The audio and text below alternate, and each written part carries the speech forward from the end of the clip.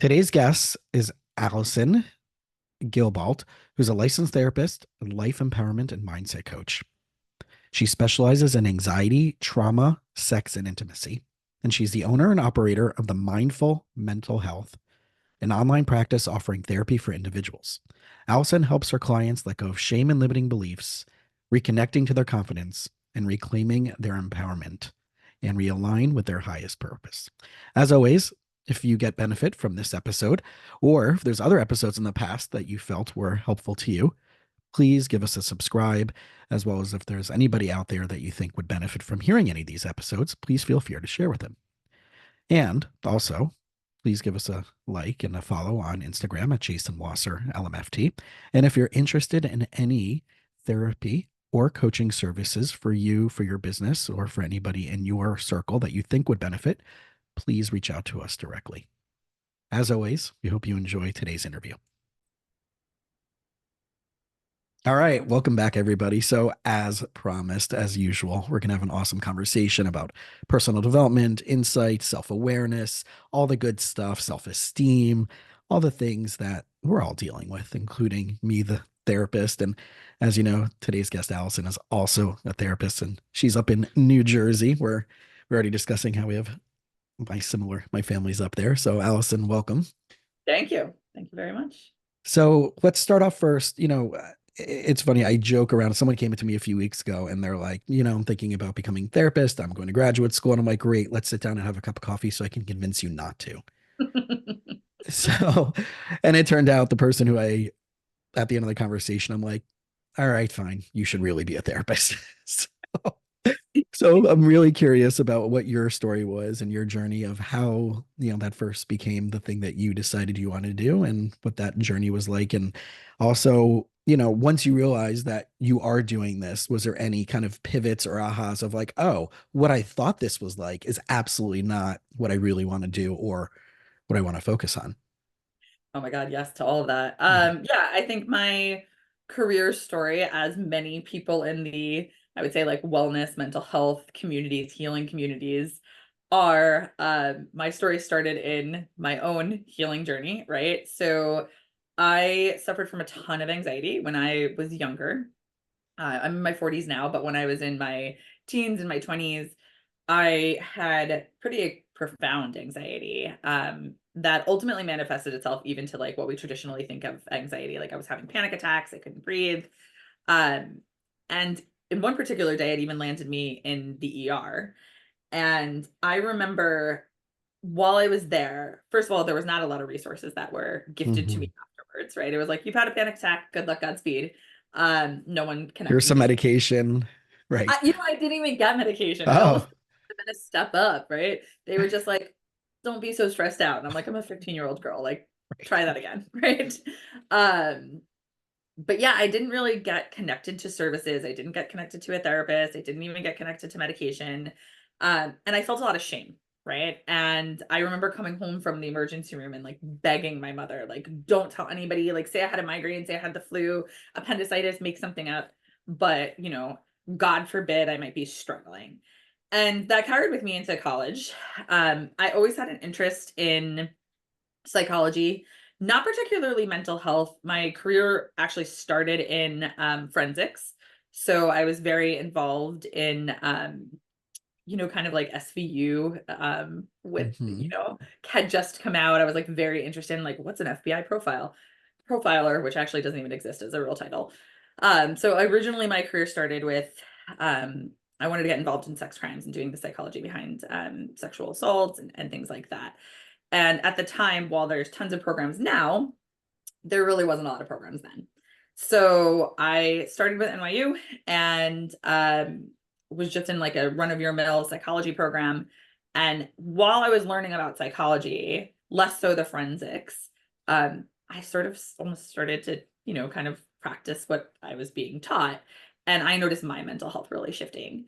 And so I just became, almost selfishly very involved in really learning more about the brain, learning more about coping skills, right? I don't even think they called it then back, they called it that, that was back then.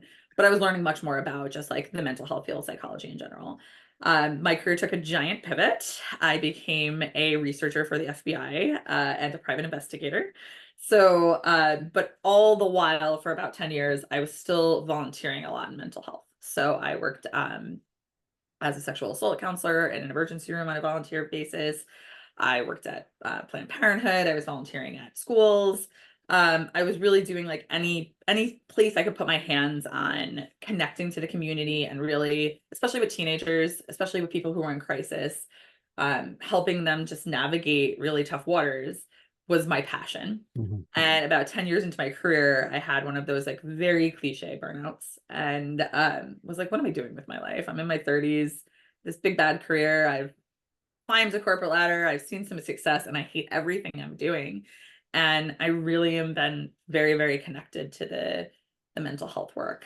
And so I went back to school. I had already had a master's degree, but by the time that I went back, my master's degree no longer qualified me for a license. Mhm. So I had to go back in my 30s. Um, and which was an interesting, turn of events of having to like do internships in your 30s, right? Go back to like the drawing board. But I was fortunate I got to flip sort of my career. So I had done all this advocacy for survivors in the mental health field. And when I went back to school, I actually role reversed and I started working with offenders, people involved in the criminal justice system. I worked at Rikers Island in solitary confinement as a therapist. So it gave me a very rounded view and an intense view, I guess, of, I did a lot of trauma work. I did a lot of just like, big T trauma work. Mhm. That birthed my career in this extremely strange path into where I presently am today, which is in private practice. That's awesome. Yeah, it's interesting. I when I first started therapy, grad school, I'm like, I'm going to be the best child therapist. I grew up with family trauma and parents divorce, and I'm just going to work with like kids because I was coming from like informal education, like camps and after school programs and stuff like that beforehand. So it was like, no, that was going to be the good fit, right? And knowing that when I was a kid and I went to therapy, it was like old school Freudian play therapy stuff. And the guy was really nice and really like, you know, I've gratitude for him, but it wasn't the way I was trained at my graduate school, which is very postmodern, very much solution focused, and very much non-pathology based, more strategic in how we think about things and how that keeps us stuck, right? So it was such a Absolutely. big shift, and then all of a sudden I started seeing families and couples and entrepreneurs, and like it's like something that I never even thought that I would get into. Yeah. And then every once in a while I have that kid, and I'm like, oh yeah, this was this is why, right? And they're all great and it's all wonderful, but I realized, seeing one population all day Yeah. would not be good for me or my clients. Have you found that Yeah. as you've evolved in your career? Oh my gosh, yes. And it's funny because obviously, as we all do, I follow, social media Hmm. and I see this message really being put forward of like, find your niche, find your thing, just do that one thing. And I actually filmed a reel that I haven't posted yet, but I was like, I would lose my mind if I only Yeah. saw one type of client, right? So for me, actually being really expansive, right? And open-minded and not really shoving myself into a box of like, this is what therapy is supposed to look like. This is the client I'm supposed to see, has really helped me have fulfillment in my job because for a Hmm. long time I did kind of just, like I saw men for a long time. I just saw men and then I just saw members of the queer community and then you'd ask is something does it come up and look different than you were expecting it to in my brain when I started therapy I thought therapy really was reserved wrongly for people with big T trauma, people who have gone through like all this stuff, and over the course of my career I've been pulling in sort of just people who are maybe don't have these huge survival stories and yeah they're still navigating relationships, they're still navigating parents, they're still trying to figure out their lives, and as I let some more of that in, my clients just started changing. Yeah. And now I see all different types of people from all different walks of life. Mm. And at least I think that makes me, I know that's not everybody's jam, but that makes me a better therapist for sure. Yeah. I couldn't do trauma all day, that's for sure. And it's so interesting because I saw someone last, I had a family friend who unfortunately passed, and we were at the Shiva, the week of Jewish services in the morning, and this person's known me since I was 14 years old, who was there. I mean, a lot of people in the community have known me since I was a little kid. Um, and she came up, she's like, "Oh, you must be really busy. There's a lot of mental health in the world right now, a lot of major, like whatever, and or a lot of crazies." I think the person used, right? Yeah. And I'm like, well, I don't see the crazy, but I Yeah. still have a pretty full practice. And she's like, Yeah. what do you mean? I'm like, well, there's a term called the worried well. Mhm. And it's the run of the mill, like exactly what you were just describing. It's the run of the mill people who just have stuff going on in their life. They don't have anything that they would point to as devastating or catastrophic that ever necessarily happened to them, which is a big blessing. Yes. Um, and I jokingly say those are the ones I worry about the most. So but at the end of the day, it's those who are, whether they're entrepreneurs, whether they're couples, whether they're young professionals, that, maybe because there wasn't anything that has been catastrophic, maybe there might be something missing that isn't motivating them to look for more. Absolutely. And that was my response to this old friend. And it's like, oh, I didn't think about it that way, right? So it's interesting Mhm. that old school, some people still carry that old school therapy mentality is it's for capital T trauma. It's if you Yep. were abused, if there was neglect, if you're an offender, if there's a court system, if there's mandated court ordered stuff, which my practice doesn't touch any of that. Mhm. Yeah. Yeah, absolutely. And part of something that's been like manifested out of all the work I've done is now I'm not only a therapist, but I speak on things like this, but then I also do coaching. And part of the reason that I did coaching, one, it's very popular, people look for it. And so I want to create space for it. But it is, therapy to me is sort of helping someone heal, work through their lives. Coaching to me is almost exactly what you said, which is someone who maybe doesn't have all of this like grief to work through, stuff to work through, but they're just ultimately not very fulfilled. Right. And so many people have that story. And you can take it from a therapeutic way, you can take it from a coaching way, right? It really, for me, depends on the personality type Mm-hmm. of what they're looking. Are we looking to kind of look back and see why we've created these thoughts and we're unfulfilled? Or are we just like, I'm here, let's just chug forward. But that is certainly something that affects our mental health, right? Like we don't think of personal fulfillment, purpose, all of these big, buzzwords. We don't immediately associate them with mental health. We think of Right. depression, we think of trauma, think of anxiety. But, our mental health becomes better, right? Understandably, when we actually like what we're doing, when we actually Right. paired in good relationships, when we have good boundaries, right? When we're really thinking about what we want out of life, listening to our intuition. So, I always like to bring all of that stuff into the context of mental health.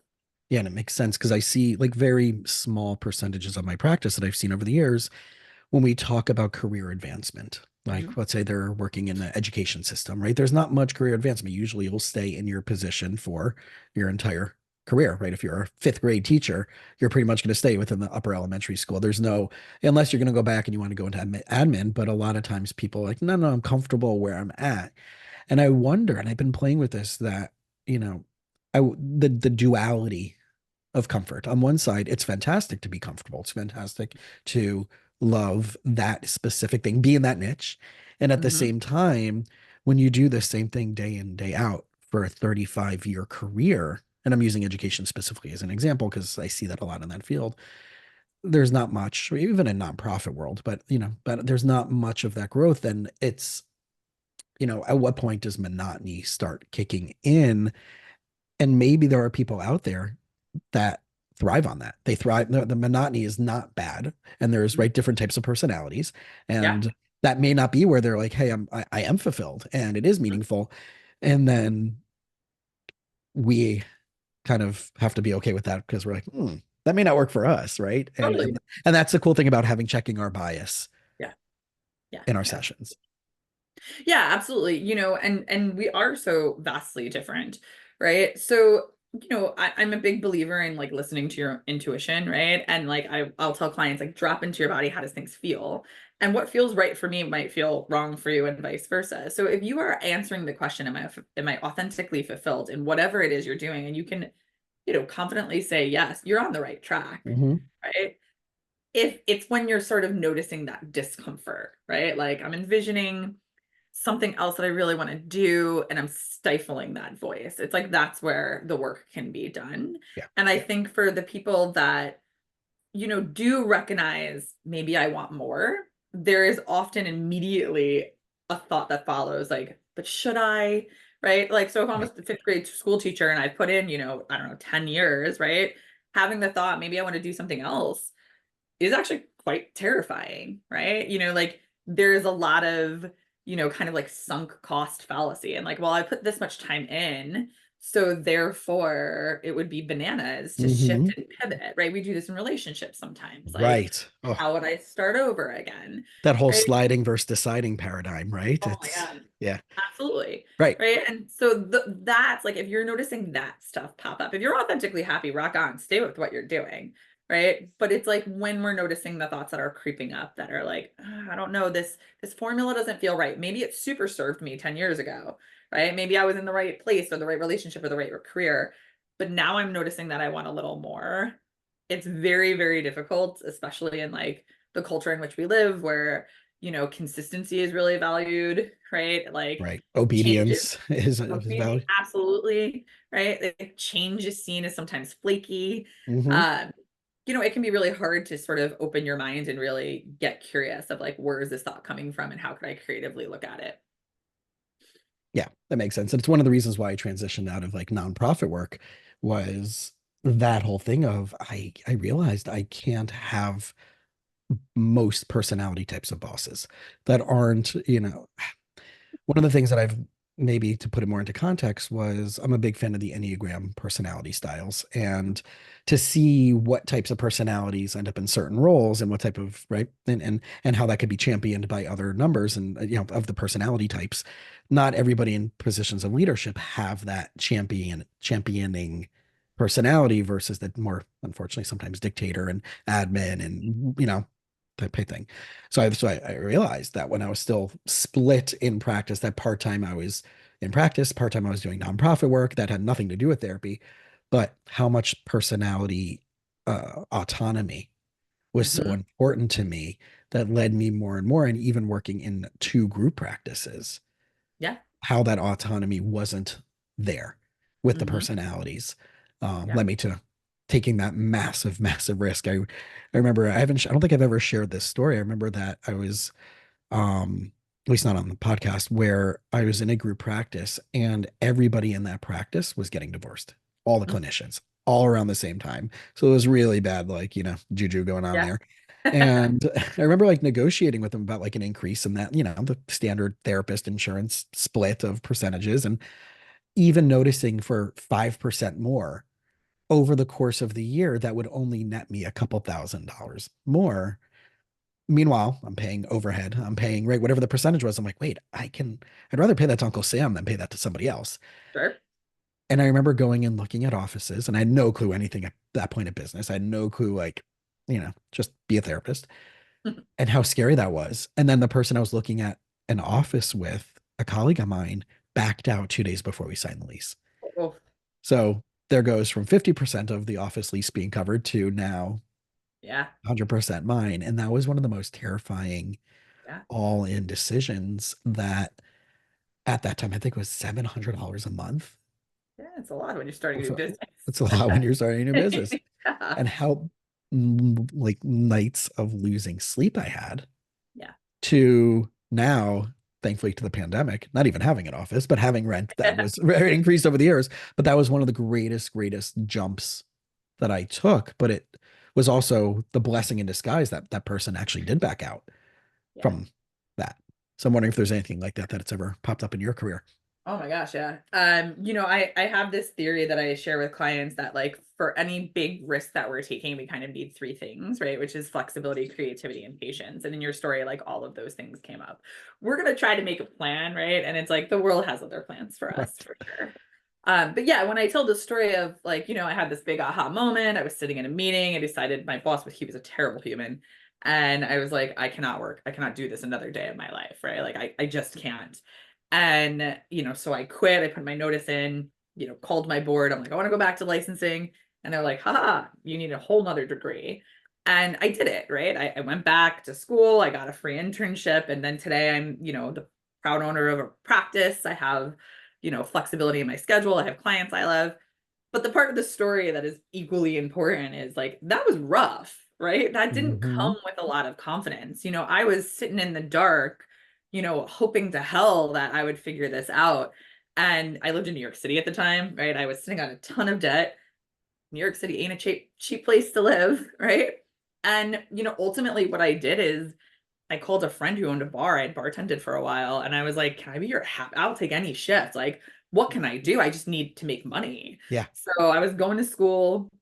I was bartending, the graveyard shifts, the happy hour shifts for this like Monday afternoon, like the time no one hangs out in New York City. And I was interning, and that was a struggle. And in that time I didn't know what I was doing then. I've luckily had some reflection since, but I was really just leaning into my self-trust, right? Like, which is just, I don't know what this is going to look like, and I just have to trust myself that I'm going to figure it out, right? And it's going to be Yeah. tough.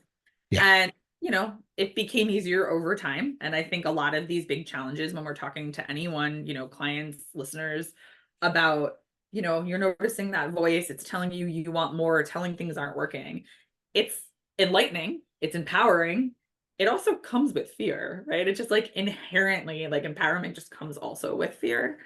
Um, and a lot of strategy and a lot of pivots, and a lot of just like Yeah. trusting yourself.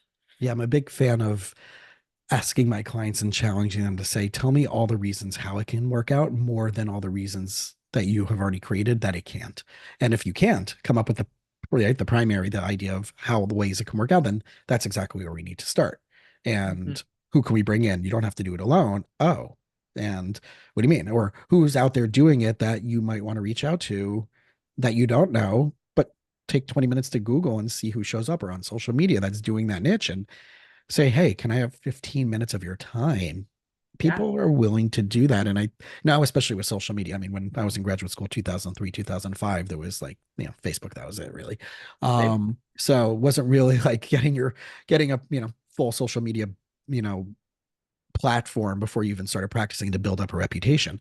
Now it's a game changer. You have podcasts and you have YouTube and I mean, it's just so incredible what's available to anybody moving into any career that Yeah. someone else out there in the country or in the world might be doing it and they don't have to be competition. And they're more than likely to probably answer a few questions if, you ask the right way. And I think that's what's fantastic about the positive side of Yeah. of social media. And it's cool. And if you have to be you have the audacity to ask. And I think Yeah. that's like when you talk about like this a little bit of fearlessness, a little bit of risk taking is the audacity to ask. And funny enough, I find a lot of times they'll say yes. Yeah. Yeah. I give a workshop on confidence building, and that's one of my main things that I talk about is just, if you're thinking about doing something, try to identify someone who is ahead of you and ask for support. And perfect, you said it perfectly. Like, it doesn't have to be competition. In fact, it's inspirational. And, what's the worst thing that happens? You extend someone an olive branch and they don't take it. Like, Mm-hmm. all right. So you put yourself out there momentarily. Like, this is not a core memory unlocked, right? It's something fleeting. You'll move through it. Um, I have a podcast myself, called Becoming Unstoppable. And I had a coach at the beginning, and I was saying, I did all that episodes myself. I really wanted guests. I was not a great like monologue podcaster. And he was like, "What's stopping you from having guests?" And I was like, I don't want to ask people though. And he was like, "Well, but just try." And, I tiered it, kind of like I remember what I did for college, where it was like, here are the people that I would love to talk to. Here's some like reach people that will, like, Oprah's not coming on my podcast, right? But I, at least for the people that I thought were accessible and the middle group, I had 100% success rate, right? And at the time, I had such limiting thoughts before I started that, thinking like, but I'm going to come up with as annoying. They're going to ask me, who the hell are you? Right? Like, why would they want to come on my show? And it's like, well, if they don't have time, they don't want to, they can say no, but no one did. Right. So it's like I shut that door before I gave it an opportunity. And when Yeah. I actually opened it and walked through, I was pleasantly surprised at, it did work out. It totally How worked. amazing is that? Because I remember the first time I did that. It was for Howard Behar, who was the former international president of Starbucks. And he has a great book called It's Not About the Coffee. Hmm. And that was basically the Starbucks manual. And then he evolved it into leadership, and he's huge in the conscious capitalism community. And I remember it popping up as a book suggested to me based on stuff that I'm reading. And stuff I was reading was based on stuff from a business coaching program I took, where there was people who become my mentors and became friends from there. So obviously, when I was getting their books, these were the suggested.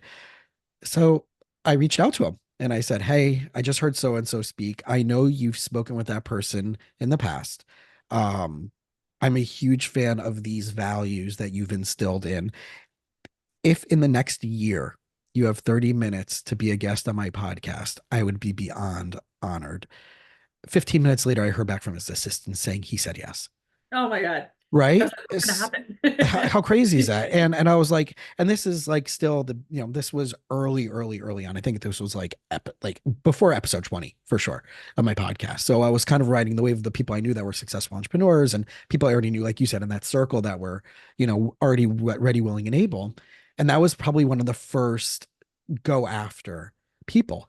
Subsequently, it was Ryan Serhant from Bravo's $1 Million Listing New York, and Joe DeSena, the founder of Spartan Games, who I met being brought in to be a podcaster at a business conference, thinking that I was supposed to be interviewing them because that's what I was taught. It was really just some of the other guests I was interviewing. So I just ballsily went up to them and like, someone screwed up our schedule. You were supposed to be on mine. And Ryan was so funny. He was during his speech, he says he takes his team to improv classes as team building leadership. He's like, I don't know, therapy's good. And, I can bring in a therapist, but we go to improv classes. So I'm like, I use that. I'm like, that's my in.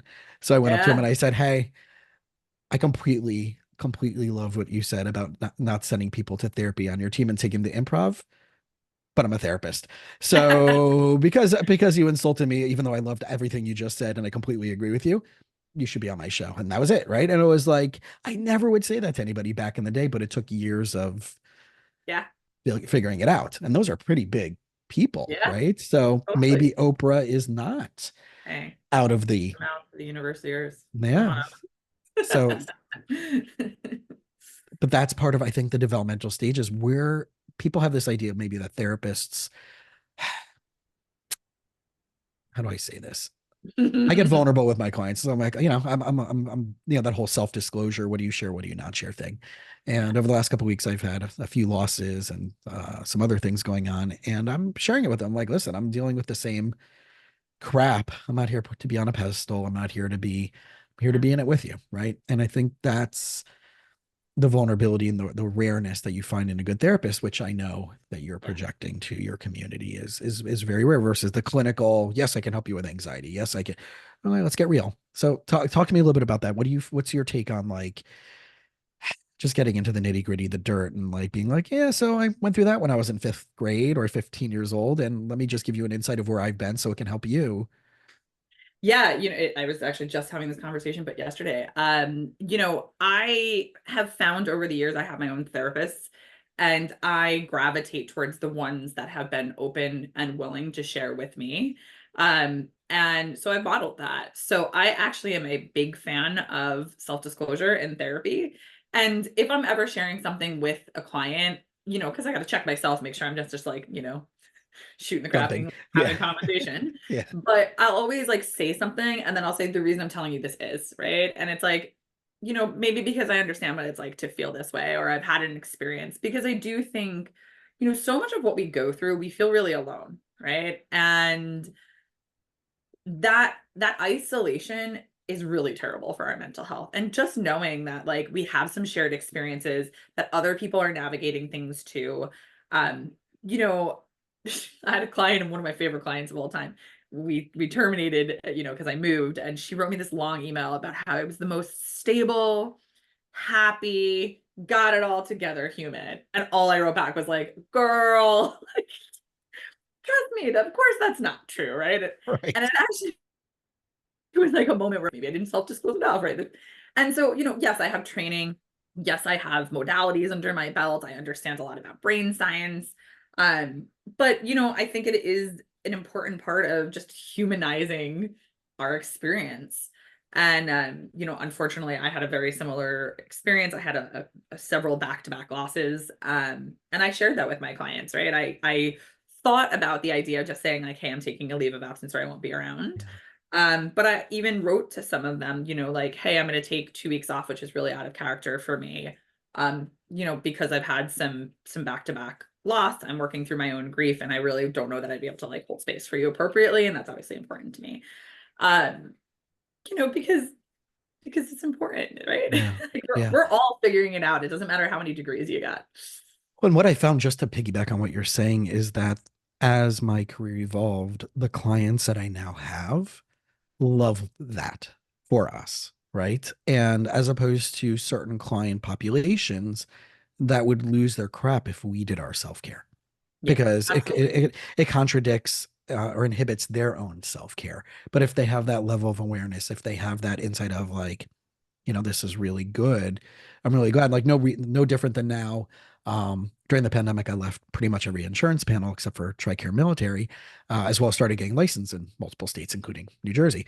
So, it's now I only work Monday to Thursday. So when a client's like, "Oh, do you work, nights or weekends?" I'm like, I could, but you're going to be charged double my Yeah. hourly rate, and you're going to get the C version of Jason, not the A version of Jason. So you can pay more and you can get a lesser version of me, or you Yeah. can find a time in your schedule that Yeah. fits, or I can refer you out. So to have that audacity, to have that growth in that mindset of, one, I can't take care of everybody because that's not my job, right, as a Yeah. therapist, but I can't, solve the problem for everybody. And there's billions of other great therapists out there.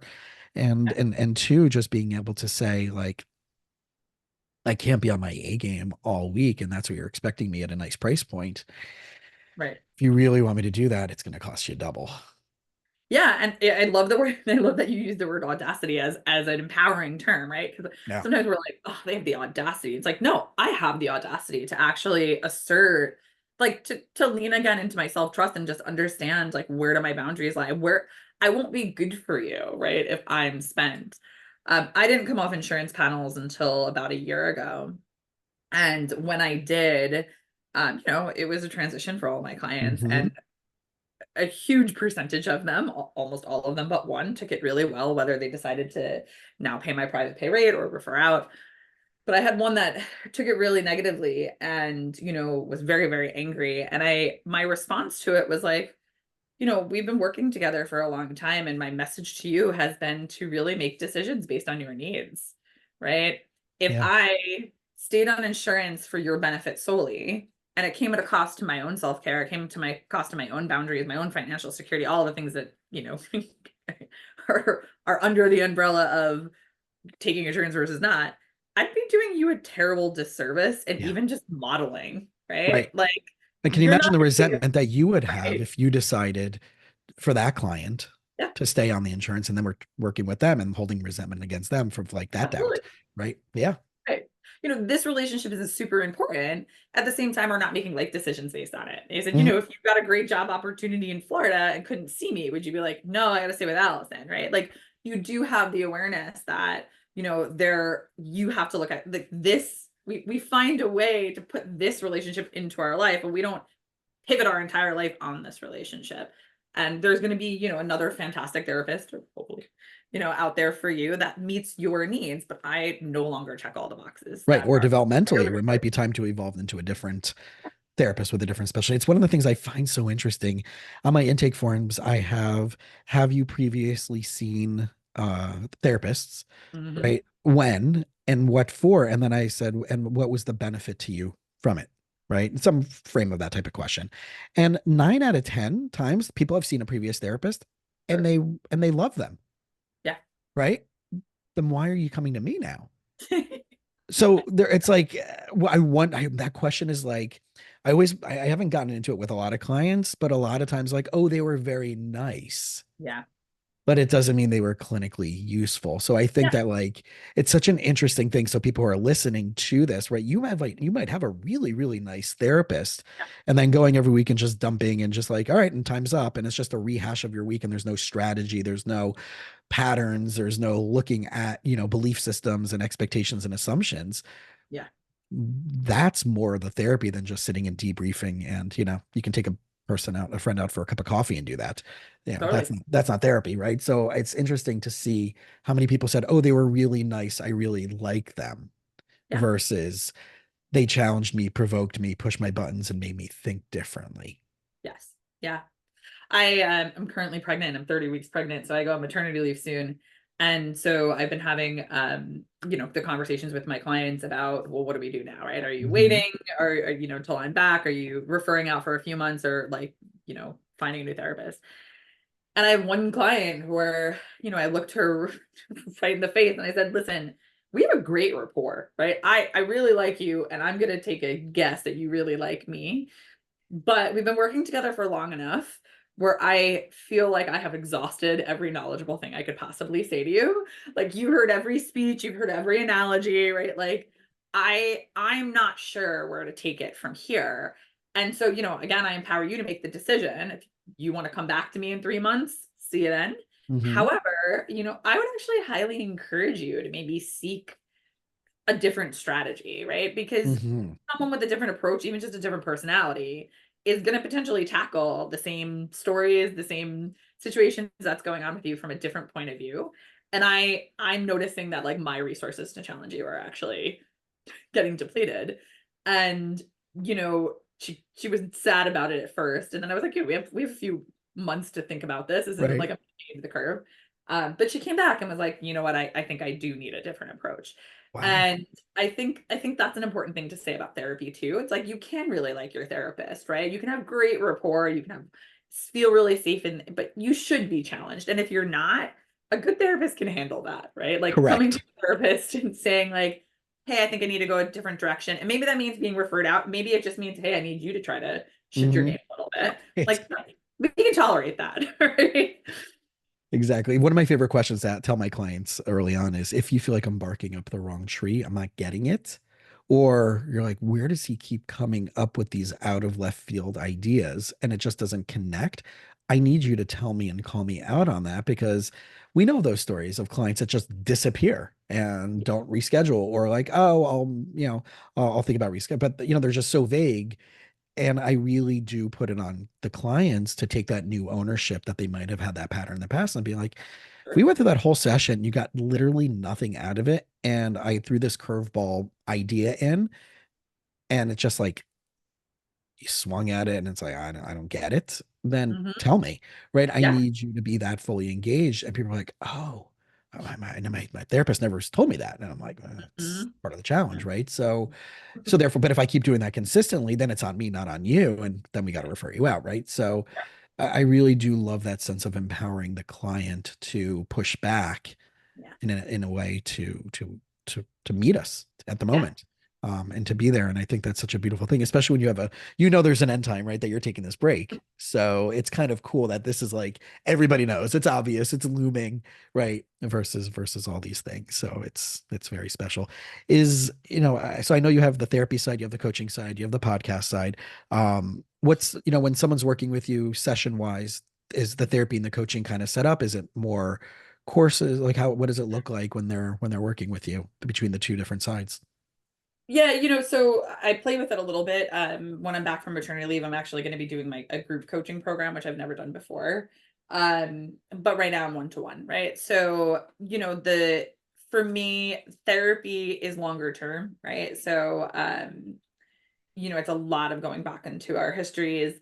Coaching, I either do it for 2 months or 4 months, right? So it's like sort of in its own, capsule, right? There's a container for it. We have Yeah. more marked, like we are it's a little more me led than client led, right? So I am in therapy typically the person that's very client centered. So I want them to kind of bring in what they need. Where coaching, I mean, it feels more, there's more of like a learning, and like we're gonna go through things. I used to do worksheets and things like that in therapy. I have long abandoned that. But in coaching, I do, right? So Yeah.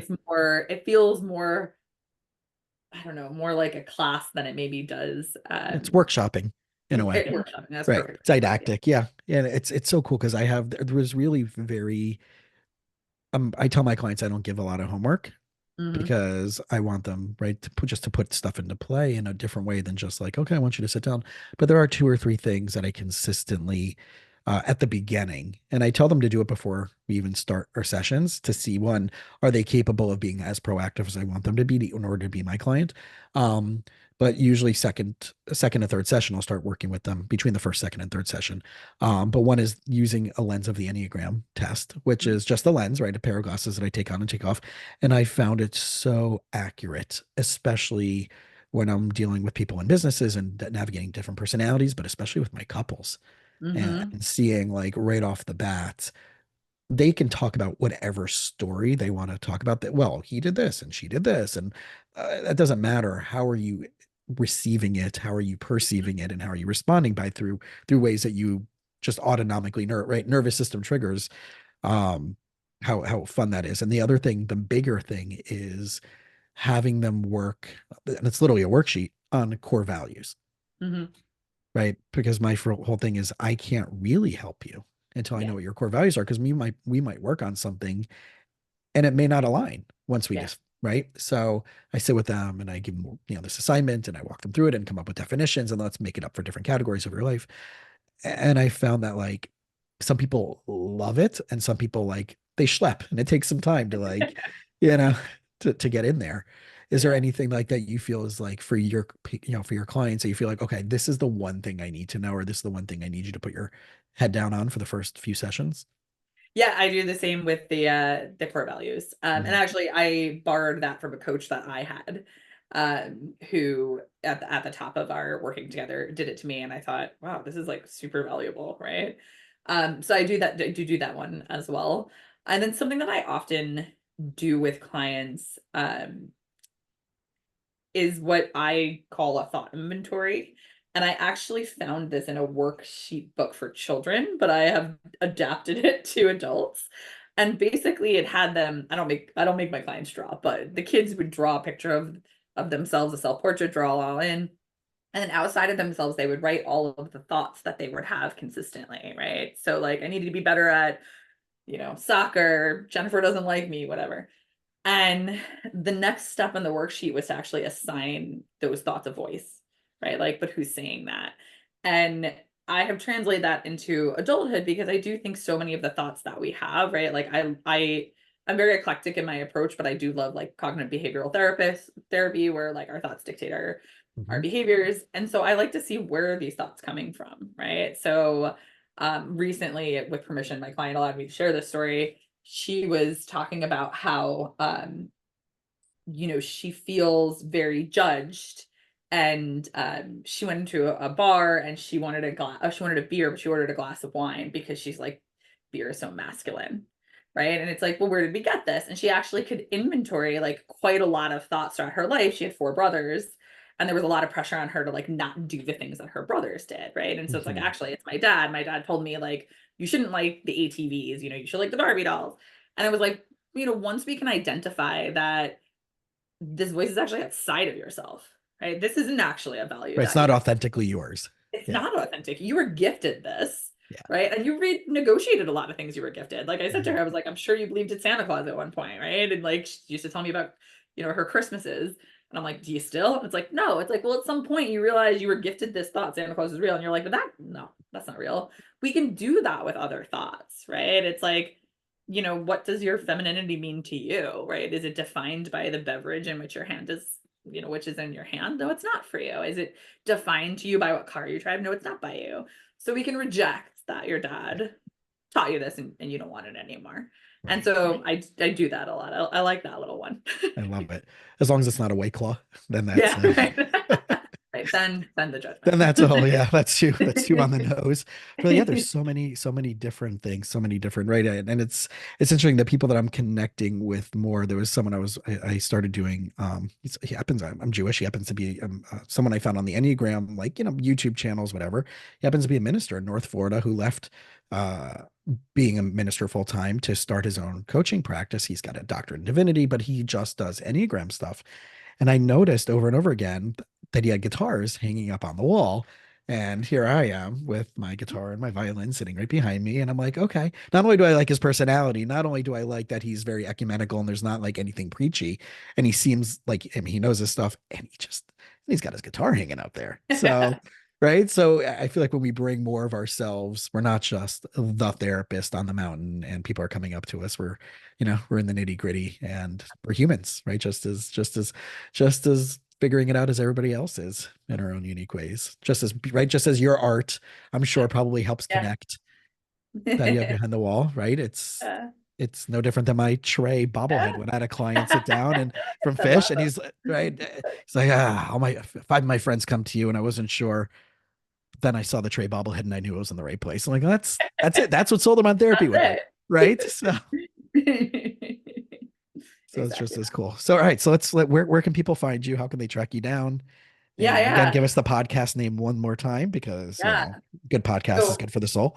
right. So my podcast is called Becoming Unstoppable, and it's found on all the places you find your pods, Apple, Spotify, Right. all So if that you're jazz. listening to mine right now, that means you can find Allison's very There you easily. go. So there, Exactly. yeah. Yeah, and I live on the internet. My website is a note from your therapist.com, and most of my handles are at the same name. So a note from your therapist. Awesome. Yeah. All right. Well, everybody, if you've been listening, like I always say, if there's anything, which I'm sure there was, that you found of value, please, please, please, just send it, check one, let us know that you got some value out of it. We're happy to hear from you.